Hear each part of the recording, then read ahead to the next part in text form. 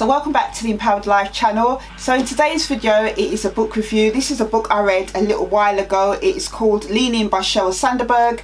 I paid about £2.21 for this book. I had been looking on this book a while actually, but the book was way too expensive. It was like £11, £15. I was interested in reading this book because somebody that I follow on my Instagram said it was inspiring, so I thought that I'd check it out. So for those of you who don't know, Sheryl Sandberg is Chief Operating Officer at Facebook. She's held quite a few high-ranking positions over the course of her career. One of the reasons why she wrote this book was to highlight and raise awareness of the lack of women in high-powered roles. Another reason she wrote this book was to encourage women to dream big, to pursue their dreams and fulfill their potential. So one of the first things that Sheryl shares in her book, which I found quite endearing, was when she was at Google, being heavily pregnant, having to lug herself halfway across a parking lot because there wasn't enough spaces.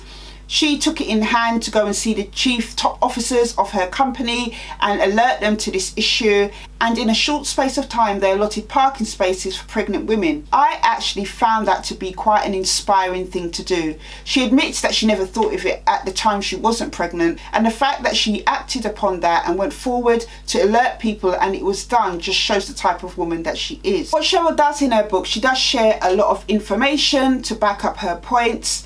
One of the things she shared was about women in leadership positions. Of 195 independent countries in the world, only 17 are led by women.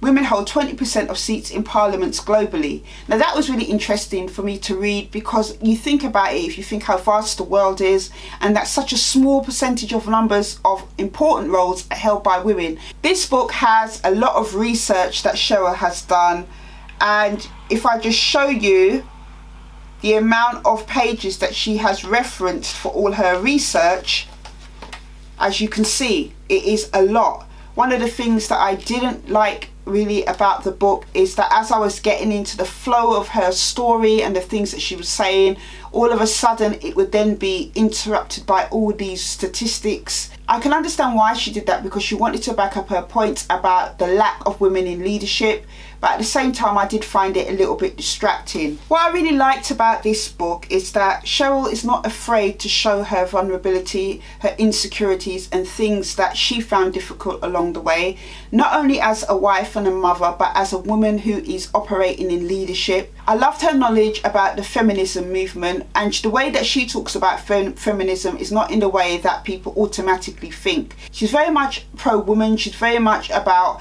helping women to get to where they need to in order to be in the positions that she feels that we should have. She gives honour to the women who came before us, who paved the way for us to have these opportunities, one of them being her mother and what she did in the home and the volunteer work she did outside the home. She says her mother is a huge inspiration to her. She also talks about imposter syndrome, feeling not good enough, and she says it's something that affects a lot of women. She talks about women backstabbing other women in positions as well, and she was talking about women coming together and supporting each other. Another key thing she does also share is about courage and risk. This is something that is absolutely a total part of the journey to doing anything. She showed that in her example of going to the top officers in her company and asking for parking spaces for pregnant women.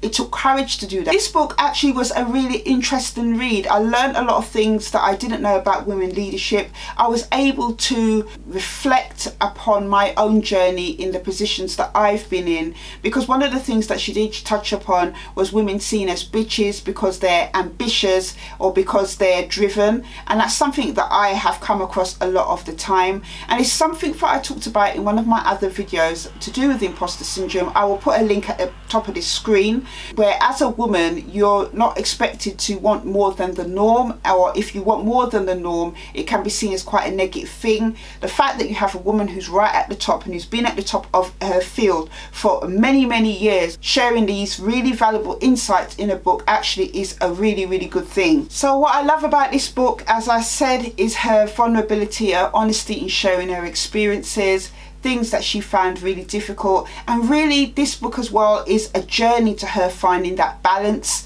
things that she had to rearrange, things that she had to consider, and the way that she communicated with her partner, with her bosses along the way to get the right balance so that she could be there to enjoy her family, as well as giving her all to leadership, is actually really empowering. So I would definitely recommend this book to anybody who wants to find out about women leadership and the stereotypes and different things that women go through as partners, as mothers, as women who are trying to pursue careers. This book is actually a good book to read. She's also done a TED Talk, and I'm going to check that out as well. So check out this book if you can. I will leave a link to it below in the description bar, and I will see you on the next video.